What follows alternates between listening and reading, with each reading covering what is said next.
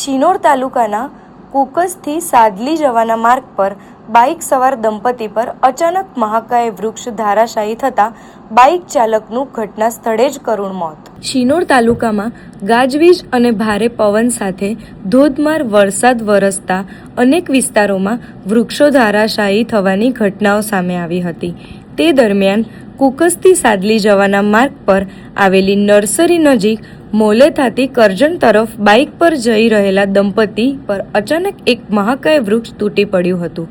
વૃક્ષ સીધું બાઇક પર પડતા બાઇક ચાલકને ગંભીર ઈજાઓ પહોંચી હતી અને તેમનું ઘટના સ્થળે જ કરુણ મોત નીપજ્યું હતું, જ્યારે તેમની પત્નીનું સદનસીબે આબાદ બચાવ થયો હતો.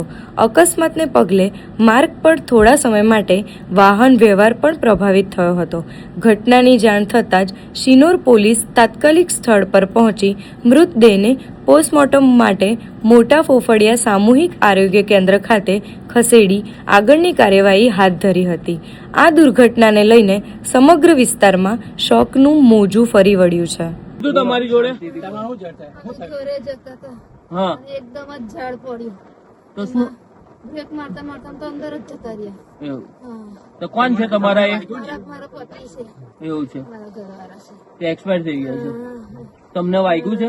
મને વાગ્યું. બે જગ્યાએ વાગ્યું છે, પગે ને હોઠે. કઈ ના છો તમે?